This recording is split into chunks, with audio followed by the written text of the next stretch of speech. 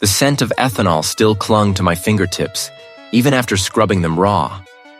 My tools, meticulously cleaned and arranged, gleamed under the workbench lamp. Each probe, each brush, each scalpel, a silent testament to the stories they'd helped me uncover. I was Dean Caldwell, and for decades, I'd been giving voice to the voiceless.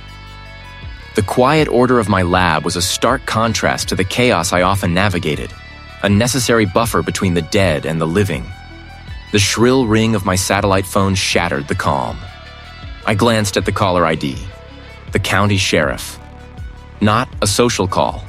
I picked up, bracing myself. "Caldwell," I answered, my voice steady. "Dean, it's the sheriff. We've got something out in Blackwood Bog. A local contractor digging a new drainage ditch near the old Henderson property line hit something hard. Says it looks like bone." His voice was tight, strained, the sound of a man who knew what bone in Blackwood Bog often meant. My mind immediately went to the Eleanor Vance case. Missing since '92. Gone without a trace from a picnic in that very bog. The file sat in a box in my office, unopened for years, a grim reminder of an unsolved puzzle. "How old are we talking?" I asked, already reaching for my field bag. "Hard to say, Dean, but the contractor swears he saw a silver locket, tarnished but still there, near what he thought was a skull fragment." Eleanor Vance was wearing a locket, same description, the day she vanished. A cold case, suddenly very warm. The bog had a way of holding on to its secrets, preserving them in its acidic embrace. But it also had a way of yielding them up, sometimes decades later, when the earth shifted or a shovel bit too deep. "I'm on my way. Send me coordinates." The drive out to Blackwood Bog was a descent into isolation. Paved roads gave way to gravel, then to a pair of rutted tire tracks barely visible through the tall, reedy grasses. The sky, a bruised purple-gray, hung heavy, promising rain. The air grew thick, humid, carrying the damp, earthy smell of decay and stagnant water. It was a place that felt forgotten by time, a sprawling, desolate expanse of marsh and stunted trees, where the only sounds were the rustle of reeds and the distant cry of gulls. I thought of a brief news clip I'd seen earlier, a high-profile scandal unfolding. The image of a yacht at anchor storm closing in, sealed briefcases flashed in my mind, a stark contrast to this mud and muck, yet both spoke of secrets on the verge of being exposed. This bog, though, held a much older, more primal kind of darkness. A single patrol vehicle sat idling, its amber light flashing a lonely warning. A thin line of yellow tape, strung between two spindly birches, marked the perimeter. The contractor, a burly man in muddied work boots, huddled beside him, looking pale and shaken. The sheriff wasn't there yet, probably still en route from the county seat. I parked my SUV, grabbed my kit, and slung it over my shoulder. The ground beneath my feet was spongy, threatening to swallow my boots with every step. "Caldwell," I nodded to the deputy. "Professor," he acknowledged, his eyes wide. It's a mess." I approached the marked area, my gaze sweeping the scene. The contractor's backhoe sat nearby, an ominous steel beast. The air here was different, heavier, laced with the unmistakable scent of disturbed soil and something else, something ancient and organic. "Show me," I said to the contractor, who pointed a trembling finger into the trench. I knelt at the edge, carefully pulling on a pair of nitrile gloves. My eyes scanned the exposed bank, and then I saw it. And beside it, undeniably, a small silver locket, its surface dulled by decades of burial, but its shape still discernible. Eleanor Vance. The sheriff had been right, but as I leaned closer, my gaze tracing the outlines in the peat, a knot tightened in my stomach. The way the bones lay, the subtle disarticulation of what appeared to be a tibia, the hint of another bone just a few inches deeper and further to the side. It felt wrong. Too many pieces, too scattered for a single, undisturbed burial.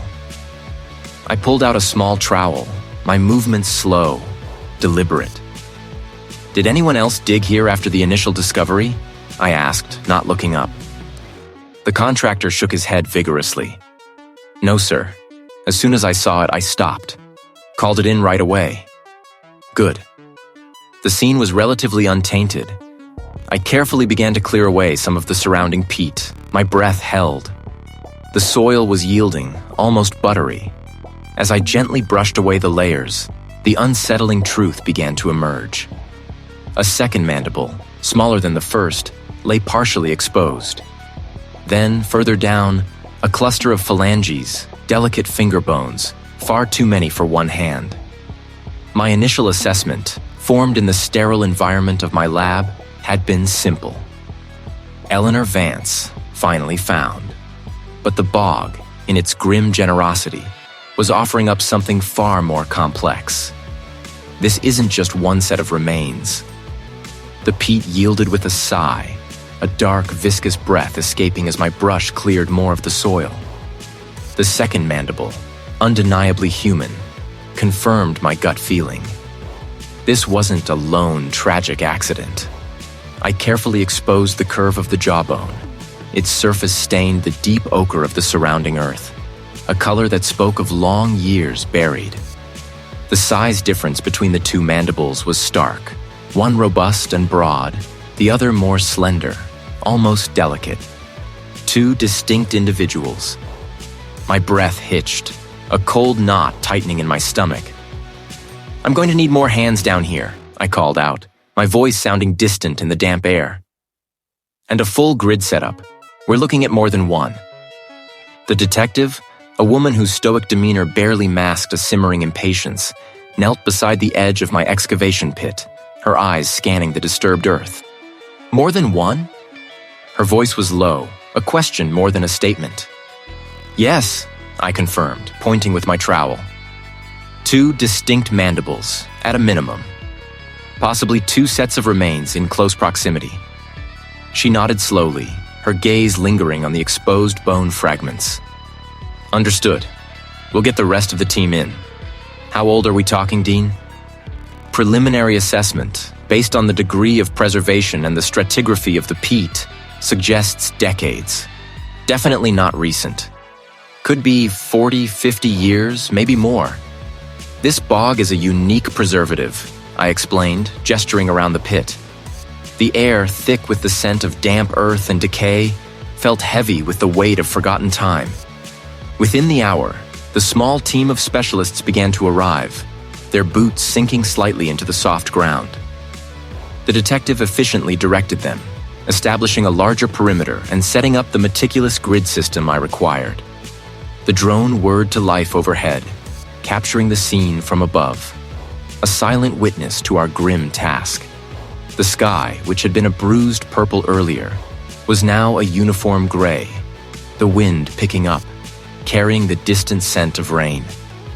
A storm was closing in, a fitting backdrop for what we were uncovering. I returned to the pit, my colleagues carefully expanding the boundaries. The work was slow, painstaking. Each scoop of peat was a deliberate act, each brushstroke a revelation. We used fine tools, dental picks, and brushes to remove the adhering soil, revealing more and more of the skeletal elements.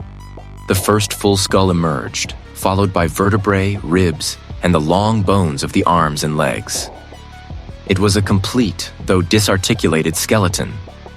The smaller mandible, I soon discovered, belonged to a partial second individual, intermingled with the first, but clearly separate. As the layers peeled back, the story began to write itself.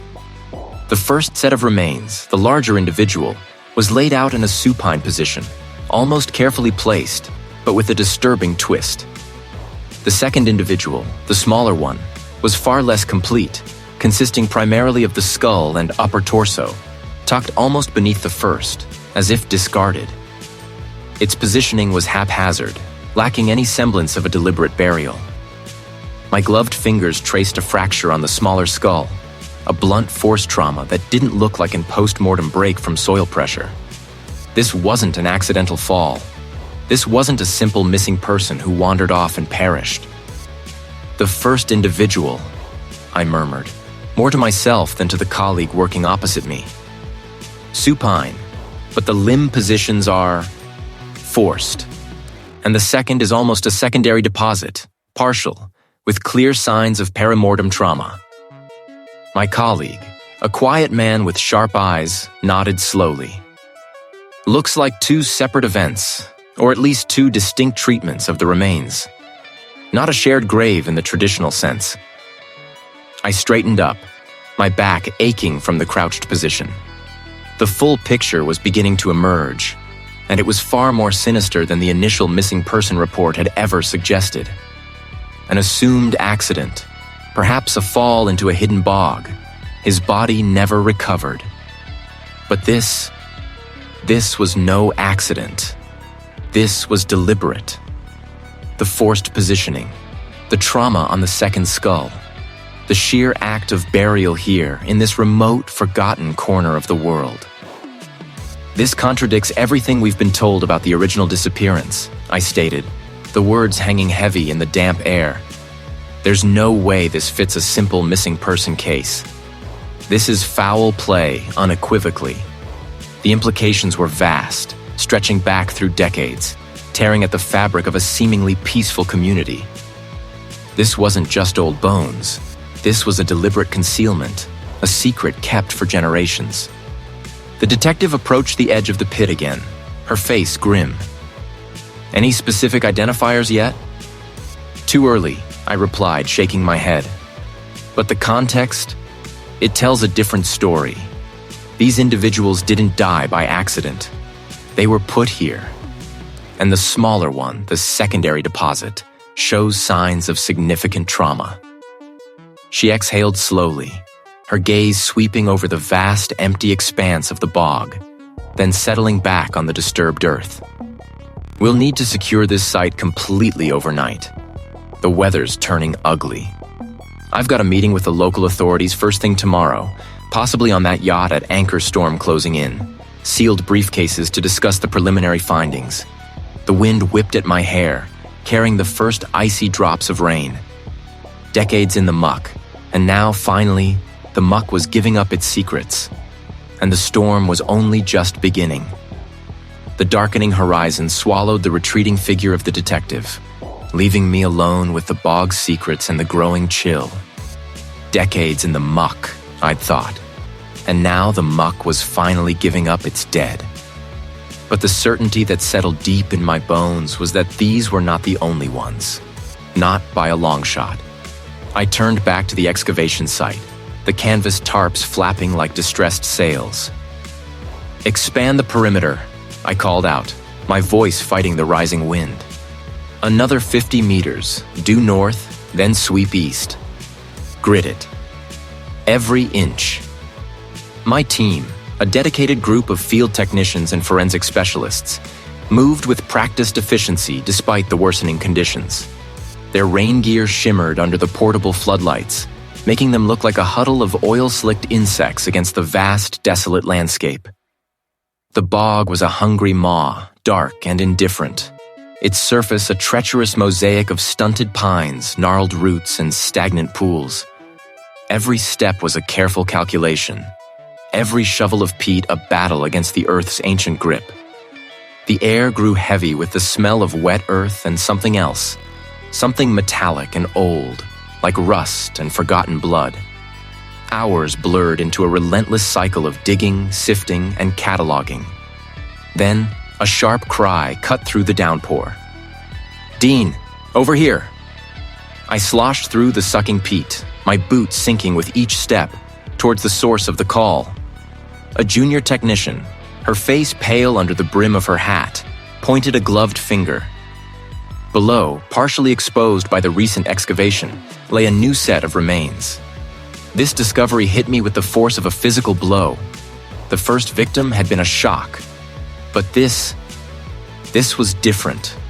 The bones, stained a deep, earthy brown, were considerably more degraded than the first set. Fragments of a rough, hand-woven fabric clung to the pelvis, distinct from the synthetic fibers we'd found earlier.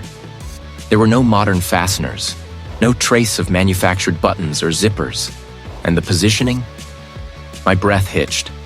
The long bones of the legs were crossed at the ankles, the arms folded neatly across the chest. A small, crudely carved effigy, made of what appeared to be dried bogwood, lay nestled in the ribcage, precisely where the heart would have been. This wasn't merely a body discarded, it was an interment. A ritual. "Careful," I murmured, kneeling beside the trench. "Very, very careful. This is significantly older. And look at the placement. This wasn't accidental." My mind raced, connecting the dots. Two sets of remains, separated by decades, perhaps even a century, yet both bearing the hallmarks of intentional placement. The first, a recent disappearance, meticulously hidden. The second, an ancient burial, steeped in symbolism. The idea of a single killer was now laughable. This pointed to something far more insidious, a hidden current running beneath the placid surface of this remote community. The storm raged around us, mirroring the turmoil in my thoughts. I left the site in the capable hands of my lead field supervisor, promising to return at first light. The village was a cluster of weathered clapboard houses and a single general store, its windows glowing faintly in the gloom. I pulled my rental SUV to a stop, the engine ticking in the sudden quiet. The silence was unnerving, broken only by the persistent drumming of rain on the roof. Inside the general store, the air was thick with the scent of wood smoke and damp wool. A few local residents stood near a pot-bellied stove, their gazes flicking towards me the moment I stepped inside. The cashier, a stern-faced woman with tightly pulled-back gray hair, watched me with an impassive stare as I bought a hot coffee. There was no warmth in their eyes, only a veiled suspicion that felt like a physical barrier. Every question I posed about the bog, about its history, about any old stories, met with clipped, evasive answers or a shrug. Nothing to tell. Always been quiet. Mind your business. The hostility was palpable, a wall of unspoken warnings. As I was about to leave, a gnarled hand reached out, gently touching my arm. An elderly resident, his face a roadmap of deep wrinkles, his eyes a watery blue, had been sitting quietly in a corner, nursing a cup of tea. He nodded slowly, his gaze drifting towards the rain-lashed window. The bog remembers. Always does. There are old ways, you see. Forgotten truths.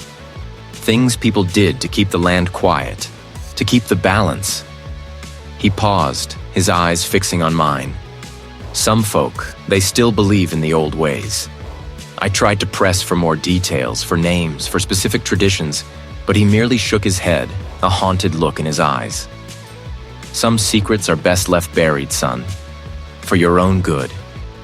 He rose slowly, his old bones creaking, and shuffled out into the storm. I stood there for a long moment, the cryptic words swirling in my mind. The rain continued its relentless assault as I walked back to my SUV, the wind howling through the pines. My mind, however, was not on the storm, but on the new, unsettling dimensions of the case. The scene was starkly out of place in this remote, rugged environment. I watched as a figure, obscured by the driving rain, secured the last of the briefcases. Evidence, perhaps? Or something else entirely? Whatever it was, it underscored the scale and the secrecy of what I had stumbled into. The deeper I dug, the more layers of this community's hidden life peeled back, and the more dangerous this investigation promised to become. For your own good. The implication of danger, of something actively guarded, settled deep in my gut. I hadn't pressed him further, sensing a wall he wouldn't breach, a fear too ingrained to dislodge. The drive back to our temporary lab, a repurposed section of an abandoned factory on the outskirts of the community, was a blur of gravel and encroaching twilight. Rain began to speckle the windshield, a precursor to the storm the weather service had warned about. Inside, the cavernous space felt cold, despite the humming portable heaters. My colleague, a meticulous skeletal remains specialist, looked up from a workstation covered in tools and bone fragments, a cup of lukewarm coffee steaming beside her. "Anything useful from the elder?" she asked, her voice calm amidst the vastness of the factory. "More riddles than answers," I replied, shrugging off my rain-dusted jacket. But the underlying message was clear. There are things here they don't want found. I moved to the stainless steel table where the older remains. Those of the first missing person lay meticulously laid out. The bones, brittle and stained with the earth's long embrace, told a story of neglect and violence. I'd already performed a preliminary assessment, but the old man's words had sharpened my focus. I donned my gloves, picked up a fine brush, and leaned in, the sterile scent of the disinfectant barely masking the faint earthy smell of the grave. I re-examined the cranium first. The blunt force trauma was evident, a fracture pattern consistent with a heavy, unyielding object. But it was the smaller details that snagged my attention this time. On the left temporal bone, near the mastoid process, I traced a series of almost imperceptible striations. Not accidental, not from scavengers, and too uniform to be from burial disturbance. They were shallow, parallel lines, forming a tight, almost decorative cluster. I photographed them, zooming in, then moved to the mandible. Here, too, on the inner surface near the angle, a similar cluster, less distinct, but undeniably present. "See anything new?" my colleague asked, approaching with her own set of instruments. "These marks," I murmured, pointing with a gloved finger. "They're not cut marks in the conventional sense, not for defleshing or dismemberment. They're too shallow, too precise. Almost. The ribs showed no signs of healing, confirming the perimortem nature of the blunt trauma. The long bones, however, held another secret. On the distal ends of both tibiae, just above the ankle joints, I found faint traces of what appeared to be woven fibers, calcified over time. Not rope, not twine. This was a finer plant-based material, intricately braided. It wasn't about restraint as much as containment. Then my gaze fell upon the lumbar vertebrae. Between the third and fourth, embedded deep within the intervertebral space, was a small, perfectly carved obsidian shard. It wasn't an arrowhead, nor a tool fragment. It was too small, too deliberately placed, and had no obvious sharp edges to suggest it was used to inflict trauma. It was an offering, or a symbolic insertion, and it was identical to the effigy I'd found earlier. A shiver traced its way down my spine, despite the warmth of the lab. This wasn't standard criminal activity. This was deliberate. This was ritual. "All right," I said, my voice tight.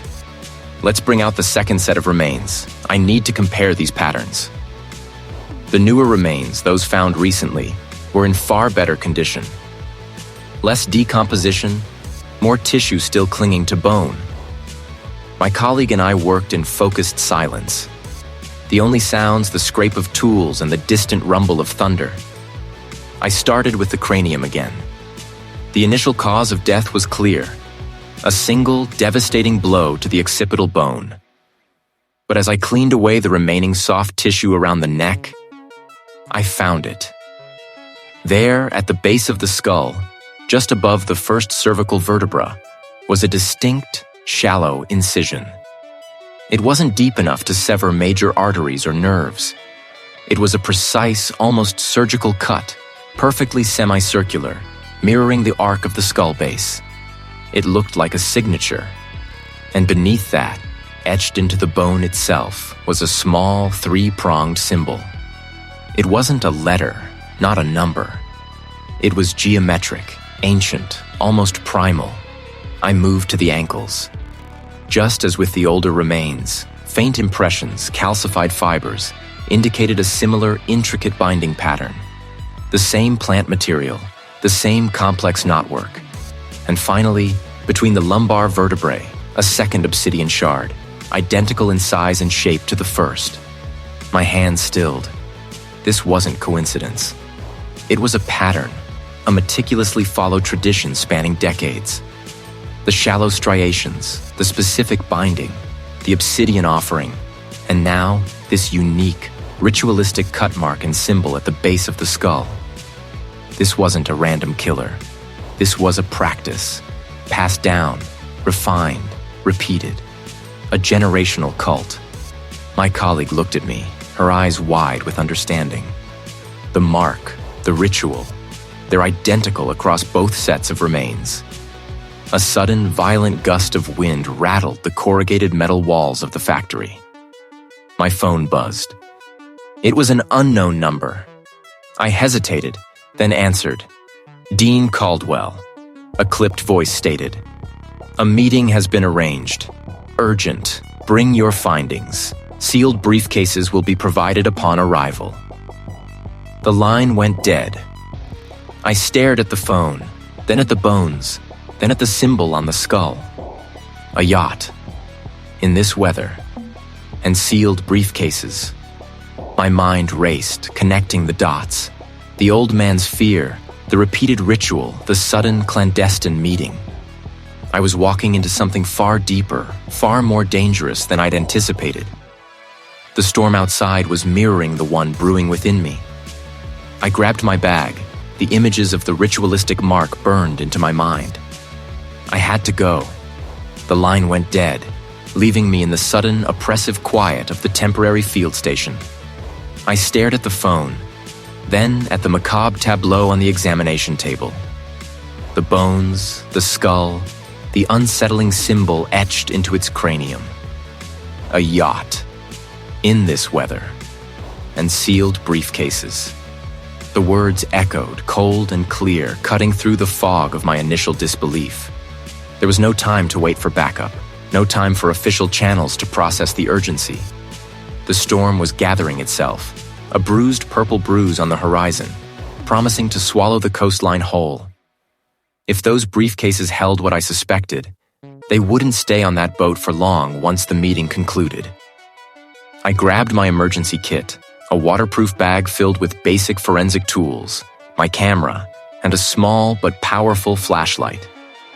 The small fishing vessel I'd spotted earlier, tied to a decaying pier, looked barely seaworthy, but it was my only option. I cut the rope with my utility knife, the thick nylon parting with a strained snap, and started the outboard engine. It sputtered to life, coughing out a cloud of acrid smoke before settling into a rattling rhythm. Navigating the choppy waters was a test of nerve and stubbornness. Waves crashed against the hull, sending icy spray over the bow. Its anchor light, a solitary beacon in the encroaching gloom, seemed to mock my desperate approach. I managed to tie the fishing vessel to the yacht's stern, the smaller boat bucking violently against the larger one. The yacht's deck was deserted, slick with rain. A quick sweep with my flashlight confirmed no immediate presence. The meeting had clearly just concluded, or was about to. They weren't just sealed. They were clasped shut with intricate, almost ornamental locks. My fingers traced the cold metal of one lock. No keyhole. These were combination locks, the kind meant to protect secrets, not just valuables. I took a deep breath, pulling out a specialized lockpicking set from my kit. The wind howled, rattling the rigging, and the yacht swayed with increasing violence. Time was running out. It took longer than I liked, the fine movements of the pick difficult in the lurching conditions, but eventually, the first lock clicked open. Then the second, and finally the third. I flipped open the lid of the first briefcase. Inside, nestled amongst tissue paper, wasn't cash or jewels, but a collection of aged, leather-bound journals and brittle parchment. My heart, a steady drum usually, quickened its beat. I began to sift through the contents, my gloved hands careful not to damage the fragile documents. The journals were written in an archaic script, but the dates were clear, spanning from the late 1700s to the early 1900s. The second briefcase held meticulously drawn genealogical charts, family trees that branched and intertwined, centered around a few prominent Blackwood surnames. One name, in particular, leapt out at me. Blackwood. The very family after whom the town was named, their lineage stretching back to the original settlers. The third briefcase contained recent documents. financial ledgers, land deeds, and discreet correspondence.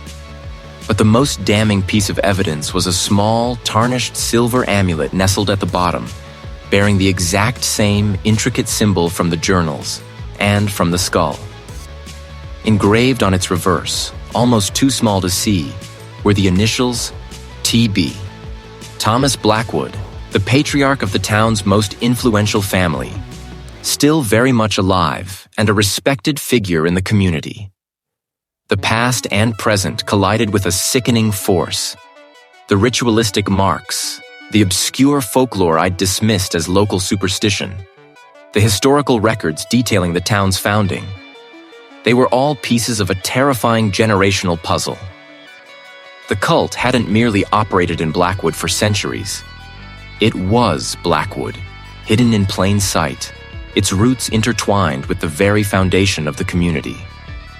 Thomas Blackwood's name, scrawled on the amulet, was the final horrifying link. The storm had arrived in earnest, hammering the vessel with torrential rain and gale-force winds. The anchor chain groaned, protesting against the relentless pull of the sea. And they would not be pleased to find their secrets exposed. I was no longer just investigating. I was trapped, a lone witness to a truth that powerful people had killed to protect and would undoubtedly kill again to keep buried. A yacht, in this weather, and sealed briefcases. The words echoed, a discordant note in the symphony of the bog's distant croaks. The detective's voice, rough with urgency, had painted a picture that refused to reconcile with the isolated, landlocked nature of our current site. What connection could a vessel, adrift in a gathering tempest, have to the desiccated remains of a victim buried for decades in this ancient, waterlogged earth? It felt like a deliberate misdirection, or a piece of a puzzle I hadn't even known existed, dropped into my lap with the weight of a lead ingot. My gaze drifted to the satellite phone, its green power light a steady flicker. I had been attempting to transmit some preliminary data, a routine update to the wider team, but the connection had been spotty all morning. Now the screen showed network error despite a clear sky overhead, a sky that was rapidly darkening, bruised with the promise of the very storm the detective had mentioned. It wasn't just the phone. My specialized ground-penetrating radar, usually reliable, had been giving inconsistent readings for the past hour, displaying phantom anomalies that weren't there on visual inspection. I'd attributed it to the bog's notoriously tricky geology, but a prickle of unease started to spread. Had the atmospheric pressure truly shifted so dramatically, or was something else at play? Later that evening, as the wind began to howl around the flimsy walls of the field station, I found a note tucked under the windshield wiper of my field vehicle. It was a single, crudely folded sheet of paper, held down by a small, smooth river stone. Walk away. My jaw tightened. This wasn't a random act of vandalism. This was specific, targeted. They knew I was here, knew what I was doing. I crumpled the note, the paper tearing with a satisfying rip, and tossed it into a metal bin. Fear was a luxury I couldn't afford. This was an affirmation, not a deterrent. My investigation was making someone very uncomfortable. The next morning, the storm was indeed closing in. The sky was a pewter gray, and a fine, persistent drizzle had begun to fall, making the bog even more treacherous. Despite the ominous warning, I had a specific section of the bog I needed to re-examine. I loaded my pack, double-checked my GPS, and set out. The squelch of my boots in the mud a rhythmic counterpoint to the wind whistling through the skeletal trees. I moved carefully, my eyes scanning not just the ground for my footing, but the dense, reedy growth on either side. Every snapped twig, every rustle in the undergrowth, made my senses prickle. About a mile in, where the planks narrowed to a single, particularly unstable stretch, I felt the ground shift beneath me. It wasn't the usual give of the bog. This was a sudden, violent lurch. My right foot plunged, not into water, but into empty space. My weight shifted precariously, my arms flailing as I fought for balance.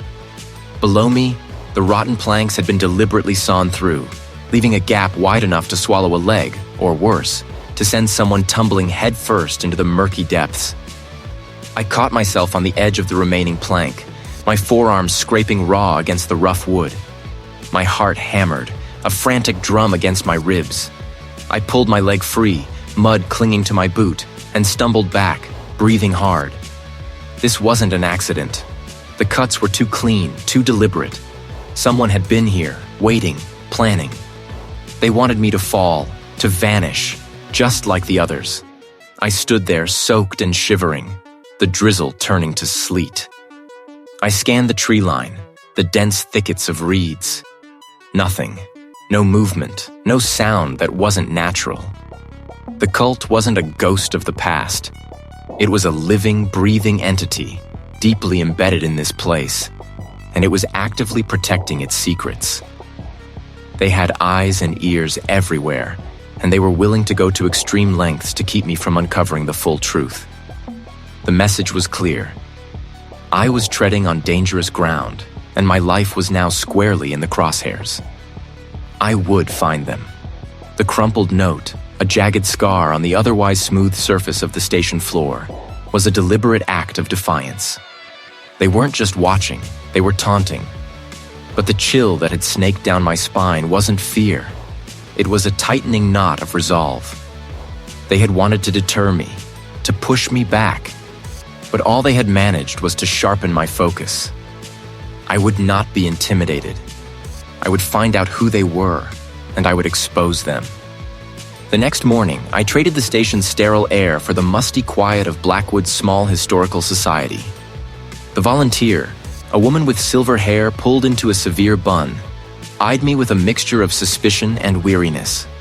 I explained my interest in local land deeds and family histories, a benign cover story that felt increasingly transparent even to my own ears. She gestured vaguely towards a wall of overflowing shelves, then retreated to her knitting behind a chipped wooden counter. Dust motes danced in the weak sunlight filtering through grimy windows as I pulled down heavy ledger books and brittle photograph albums. The air smelled of aged paper and something faintly metallic, like forgotten coins.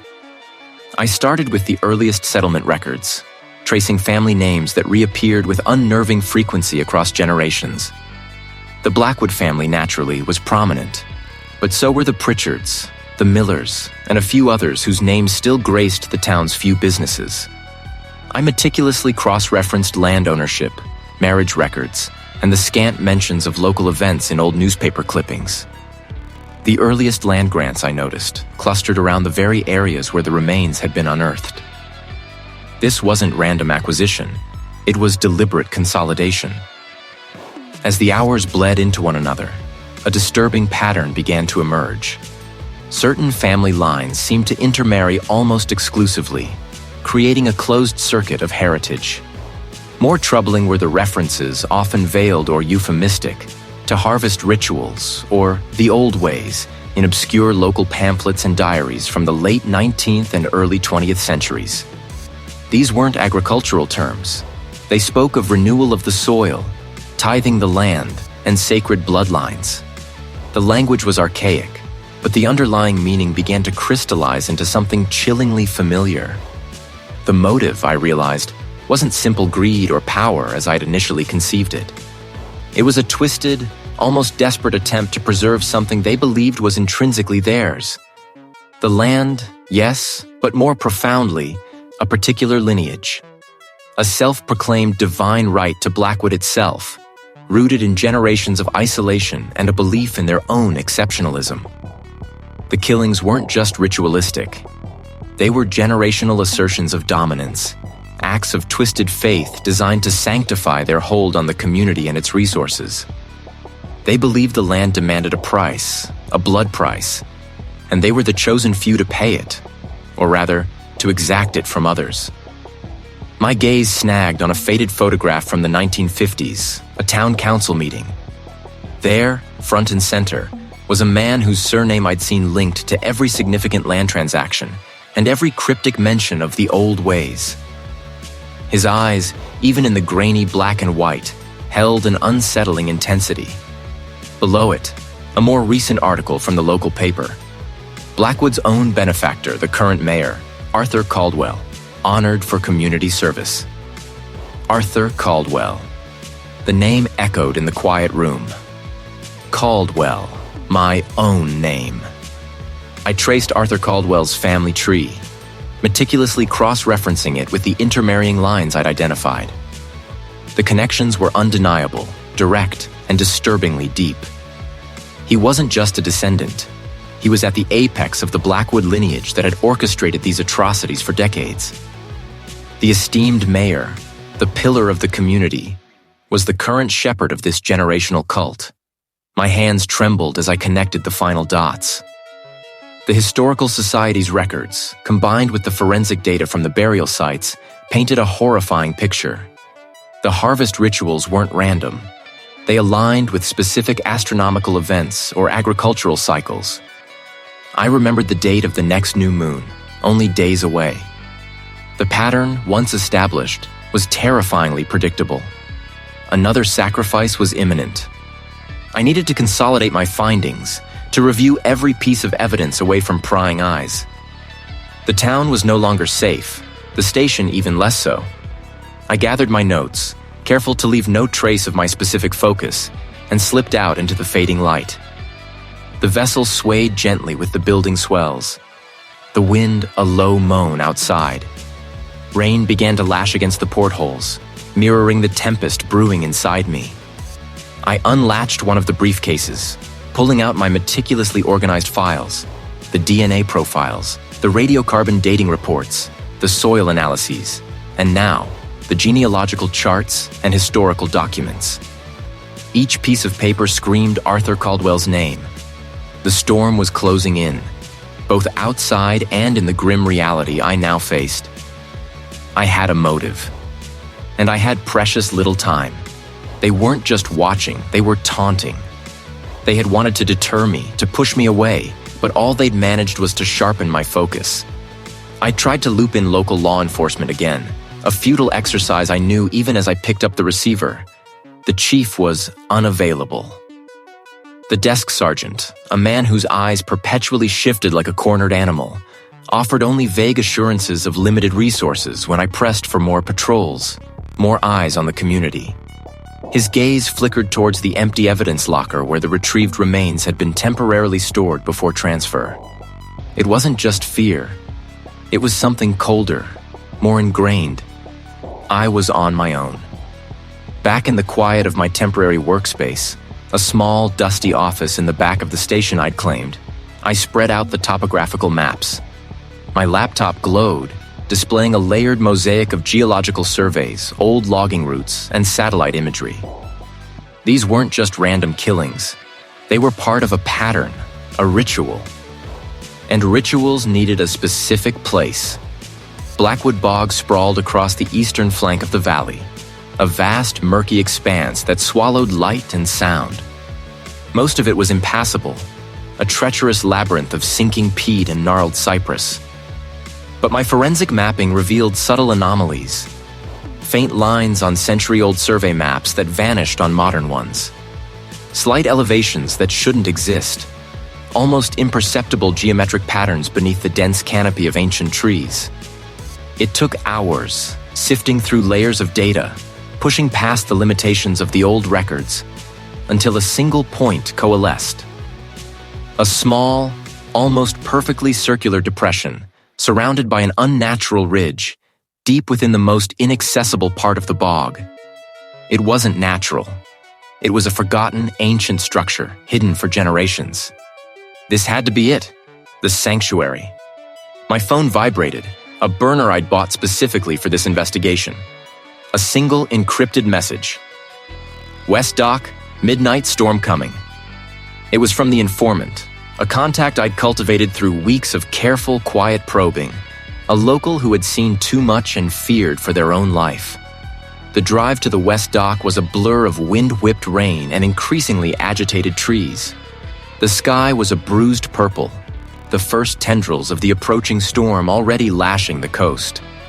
The dock itself was a skeletal finger reaching into the churning water, deserted save for a single vessel. Its anchor lights bobbed erratically. This was the meeting point. I clambered aboard, the deck slick beneath my boots. The informant, a figure hunched over a polished table, barely looked up as I entered. Their face was gaunt, etched with a fatigue that went beyond simple lack of sleep. 2 sealed briefcases lay between us. "You found it." The informant's voice was a rasp, barely audible above the groaning of the yacht in the rising wind. "The old sanctuary. It's what they call the hearth of the silent grove." I nodded, my eyes on the briefcases. "What's inside?" "Everything, the plan, the next offering." The informant gestured for me to open them. My fingers trembled slightly as I unclipped the latches. Inside, meticulously organized, were brittle photographs, handwritten ledgers, and a series of detailed hand-drawn maps of the bog, far more intricate than anything I'd managed to piece together. One map clearly marked the circular depression I'd identified. "They're moving up the timeline," the informant continued, their voice urgent now. "The storm. They see it as a sign, a purification. The ritual is set for dawn tomorrow." I scanned the ledger, my gaze snagging on a specific entry. A name, scrawled in faded ink, then crossed out. Below it, a new name, circled in red. A local, someone I'd spoken to briefly, a quiet, unassuming person who ran the town's small library and had provided me with some of the historical texts I'd used. The archivist. "They believe the archivist holds a key," the informant explained, following my gaze. "A lineage. They think the bloodline is purest now, due to a specific alignment of celestial bodies tied to the storm. It's their grand culmination." My breath hitched. Dawn. Hours away. The storm outside was a roaring beast now, rain hammering against the hull, the yacht pitching violently. I had the location, the plan, and the victim. But I was alone, racing against a generational evil, a secret cult embedded in the very fabric of this isolated community. The briefcases clicked shut, the information inside a heavy weight. I had to move, and fast. Rain lashed against the portholes, blurring the world outside into a watercolor of gray and black. The wind, a predatory howl, threatened to tear the mast from its base.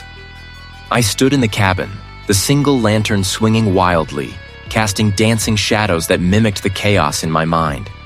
Dawn was hours away, but I couldn't wait. The intended victim wouldn't have hours. My gear was minimal. A waterproof satchel containing the evidence I'd meticulously compiled, a heavy-duty flashlight, and a survival knife sheathed at my hip. The briefcases, sealed and impervious, contained the irrefutable truth. Photographs of skeletal trauma, soil samples, radiocarbon dating reports, and genealogical charts connecting the ancient dead to the living. I ran a gloved hand over the cold metal of the satchel's clasp. This wasn't just about rescue.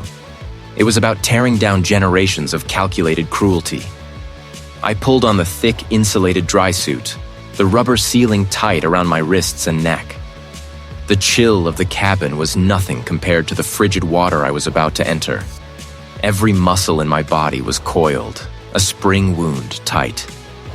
The ancestral lands of Blackwood Bog had always hidden secrets, but I had dug them up, piece by agonizing piece. The deck was a maelstrom. I clipped my safety harness to the lifeline, the wind trying to rip me from my footing. Rain hammered my face, stinging my eyes, but I pushed forward, my focus absolute. The small, inflatable tender, already lowered, bucked like a wild horse. Getting into it was a perilous dance between gravity and the relentless pull of the storm. I managed, just barely, collapsing into the rubber vessel, the satchel secured between my knees. I started the small outboard motor, its roar swallowed by the tempest. Navigating the churning waters was an exercise in sheer will. The beam of my flashlight cut a narrow path through the deluge, reflecting off the whitecaps. The coastline, a jagged silhouette against the bruised sky, seemed impossibly far. The factory, a hulking skeleton of rusted metal and broken windows, slowly materialized through the downpour. It was an old cannery, long defunct, perched precariously on a rocky outcrop overlooking the bog. Perfect. Isolated. Forgotten. I beached the tender in a small, sheltered cove, dragging it further onto the rocky shore, securing it with a rope tied to a gnarled cypress root. The wind howled through the skeletal trees, a mournful dirge. Climbing the slippery, overgrown path to the factory was treacherous. My boots found purchase on crumbling rock and slick mud.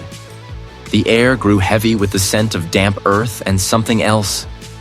Something acrid, metallic. The main entrance, a gaping maw of twisted steel, was chained shut. I moved around the perimeter, my flashlight beam sweeping across decaying brickwork. A small, unsecured service door, half hidden by overgrown vines, offered entry. I slipped inside, the sound of the storm momentarily muted by the thick walls, replaced by a low, rhythmic chant. The interior was a cavernous space, the air thick with the smell of damp concrete and something sweeter, cloying incense mixed with blood. My flashlight found crude symbols painted on the walls, ancient pictograms I recognized from my studies of historical cult practices in the region. At their head stood the cult leader, a figure whose face I had only seen in grainy photographs, now illuminated by the flickering light of a dozen torches. And there, in the very heart of their circle, bound and gagged on a makeshift stone altar, was the intended victim. Young, terrified eyes stared up at the factory ceiling, wide with a silent scream. I gripped the satchel tighter. Stop! My voice, amplified by the acoustics of the factory, cut through the chanting like a knife. Every head snapped towards me. The cult leader, a gaunt individual with piercing, unblinking eyes, turned slowly. I dare to expose the truth you've buried for generations. I unzipped the satchel, pulling out a large waterproof evidence binder. You call these ancient rites. I call them murder. Systemic, generational murder disguised as tradition. I flipped open the binder to a page displaying a photograph of a specific bone fragment, circled in red. The Blackwood Bog killings. You thought the earth would keep your secrets. You thought the centuries would erase the evidence. But bones speak. These are offerings. Necessary sacrifices for the continued prosperity of our lands, our people. He gestured with the blade towards the bound victim. The cycles must be maintained. Cycles of violence, I countered, my voice steady despite the adrenaline coursing through me. I held up another photograph, a composite image showing distinct trauma patterns on multiple victims, spanning decades, even centuries, all linked by unique identifiers. This isn't prosperity. This is a pattern of ritualistic slaughter, passed down from ancestor to ancestor, each generation adding to the pile of unmarked graves. The cuts on the metacarpals, the specific post-mortem dismemberment, the ceremonial placement of the remains. It's all here. Every single victim, from the Iron Age bog bodies to the missing persons of the last 20 years, carries your signature. A low murmur rippled through the cloaked figures. They exchanged uneasy glances. The cult leader's gaze hardened. You speak of the past. The past is dead. The past is very much alive, I retorted, advancing slowly, holding the binder like a shield, or perhaps a weapon. The remains I found in the peat, the ones carbon dated to your ancestors, match the genetic markers of the remains I found last week. The same unique bone deformities, passed down through your bloodline. Your lineage is not just one of tradition, but one of perpetuating violence. The very soil of Blackwood Bog, you see, holds more than just water. It holds your crimes.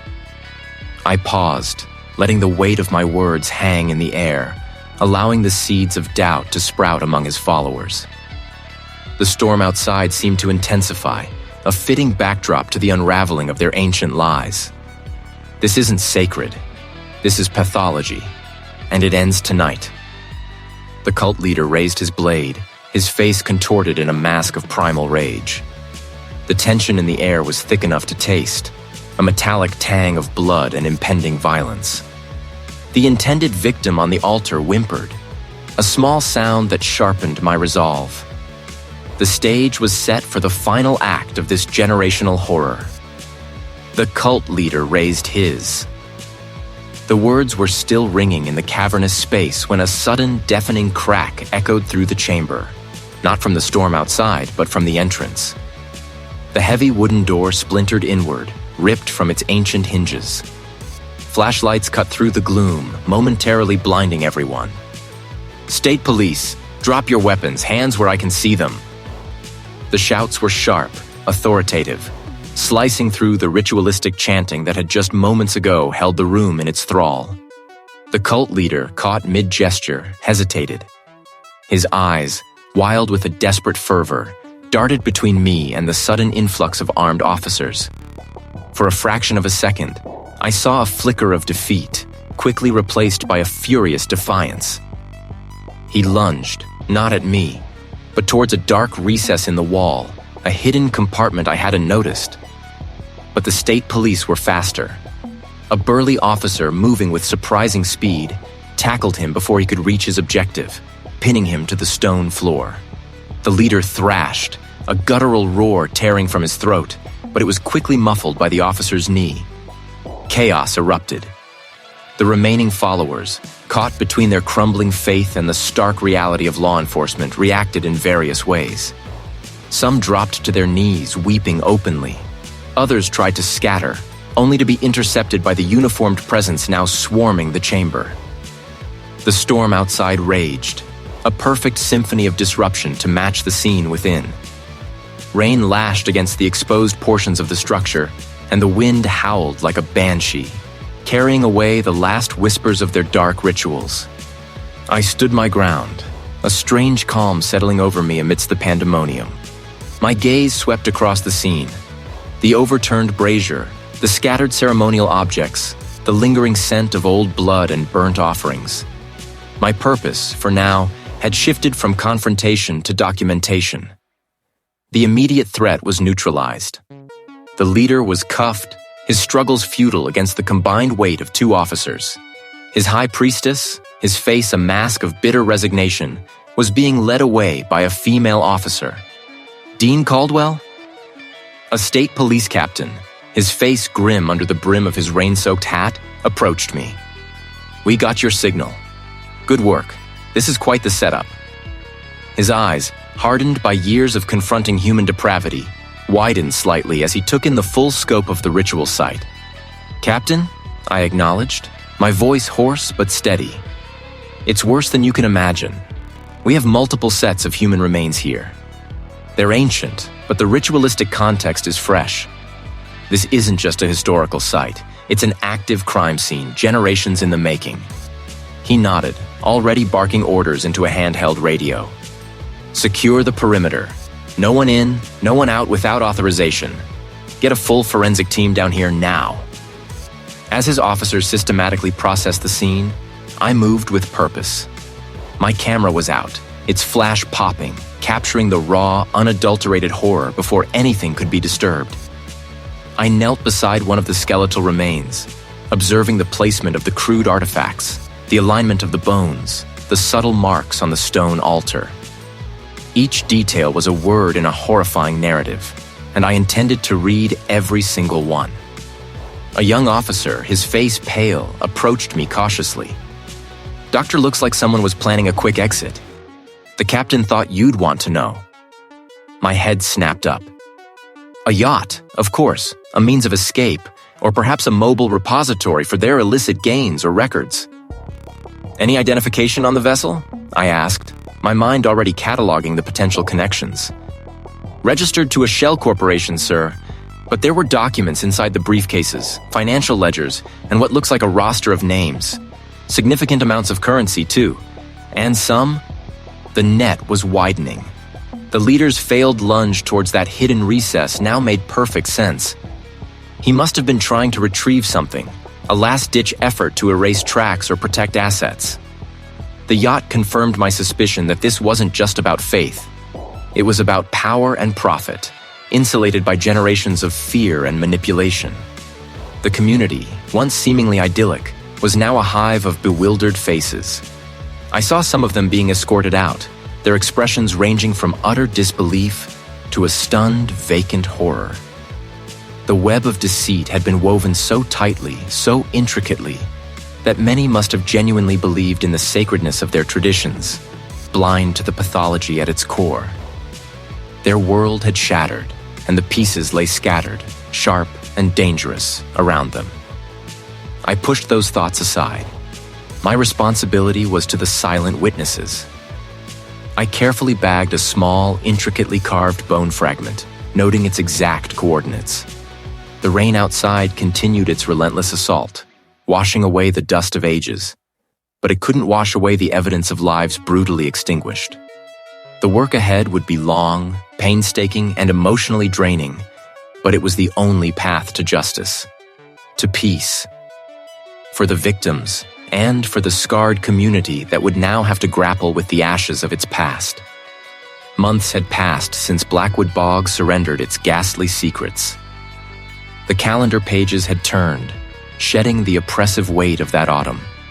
But the chill of what I'd found still clung to me, a phantom frost on the edges of my thoughts. I sat in my quiet office, the hum of the city a distant, irrelevant murmur beyond the soundproofed glass. Before me, a stack of case files, meticulously organized, each label a grim epitaph for another life reclaimed from obscurity. The Blackwood case sat on top, its cover stark white, the ink of its title a permanent black scar. The trials had been a grueling ordeal, a public dissection of horrors that should have remained buried. I'd spent days on the stand, my voice a monotone instrument detailing bone trauma, soil composition, the precise, chilling patterns of the ritualistic killings. The prosecutor, a sharp-witted colleague from the state's attorney's office, had expertly woven my findings with the testimony of other investigators, creating an undeniable tapestry of generational malevolence. The faces of the community members in the gallery, a mix of the relieved and the still grieving, were a constant reminder of the profound impact of our work. Justice, in its slow, methodical grind, had ultimately prevailed. That night, the wind whipping around us, the vessel swaying precariously as the first fat drops of rain splattered the deck, had been the true pivot. The local law enforcement officer, his face grim under the flashing lights, had watched as I carefully pried open the first of those briefcases. There were property deeds, Shell Corporation documents, and bank statements that charted the cult's financial dominion over Blackwood for generations. It wasn't just about ancient rituals. It was about power, control, and illicit wealth, all under the guise of their warped faith. The second briefcase held photographs, faded but undeniably clear. Images of their victims, taken years, even decades before their final horrific ends. These were not random acts of violence. They were calculated sacrifices, documented with a perverse pride. That discovery, made under the burgeoning tempest, had been the final irrefutable link sealing their fate. Blackwood itself, I heard, was a town in the throes of a painful rebirth. The old guard was gone, their influence shattered. New faces were emerging, determined to scrub away the stain, to rebuild a community rooted in something other than fear and complicity. It wouldn't be easy, but there was hope. A fragile shoots pushing through scorched earth. The victims, finally identified, had been returned to their families, or what remained of them. The ancient bog, once a burial ground, was now a place of solemn remembrance. Its dark waters reflecting a sky that, for the first time in a long time, held the promise of dawn. For me, the case was closed, the reports filed, the evidence cataloged. Yet the echoes lingered. I ran a hand over the smooth, cool surface of the Blackwood file. I'd seen many things in my career, but Blackwood Bog had carved a new, deeper groove into my understanding of depravity. It was a testament not just to the fragility of life, but to the terrifying resilience of malevolence. My phone buzzed, a new case notification flashing across the screen. A remote desert site, another set of remains, another mystery waiting to be unraveled. I took a deep breath, the scent of antiseptic and old paper filling my lungs. I pushed the Blackwood file aside, its presence still heavy, but no longer consuming. My determination, though tempered by the grim realities I'd faced, remained unwavering. There were more stories to tell, more voices waiting to be heard.